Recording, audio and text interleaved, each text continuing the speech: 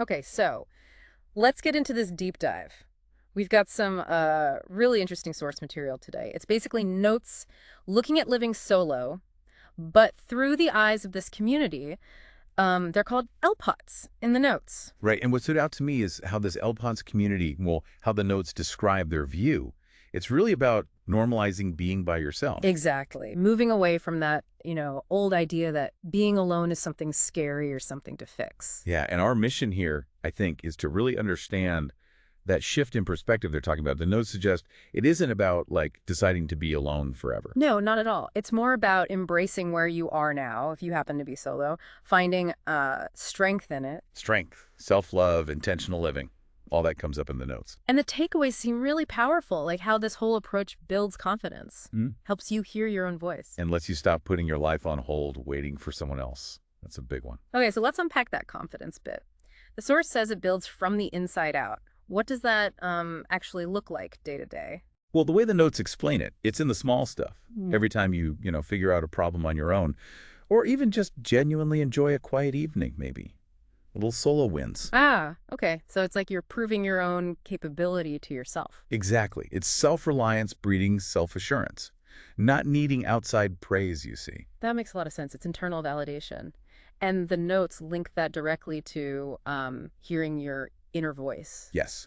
When all the sort of external chatter dies down, social pressures, expectations, whatever the notes suggest, you can actually tune into what you need, what you want. Then learn to respond to it kindly, like you would for a friend. Precisely. Which leads right into that other point you raised. The stop waiting for others to make life special part. Yeah, I thought that was really interesting. Me too. The examples are simple, but quite profound. Like wanting flowers. Just buy them for yourself. Exactly. Or seeing that movie you're interested in. Just go. Feel like painting the living room. Do it because you want it nice right now, not for some future hypothetical guest. That's the core of the LPot's perspective described here, I think.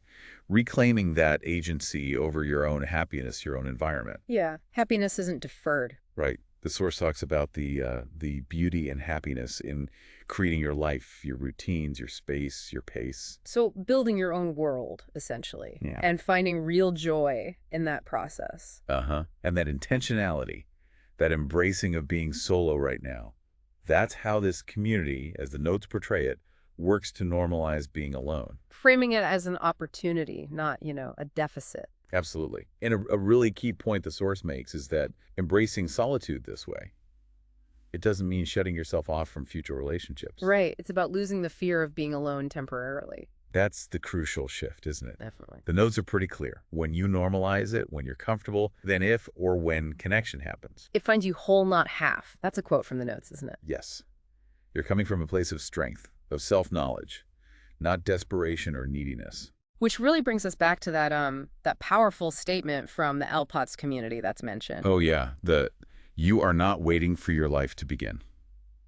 One. That's the one. You are living it beautifully, intentionally, and on your terms.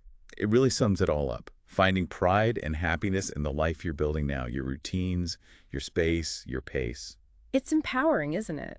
Finding fulfillment right here instead of just waiting. For sure. It shifts the focus entirely. So thinking about this source material and that idea of connection finding you whole, not half, it leaves you wondering, doesn't it? How does building all this confidence, this intentionality now, while you're solo, how does that fundamentally change the connections you might make down the road, whatever they look like? That's a great question to ponder. How does that groundwork prepare you? Something to think about.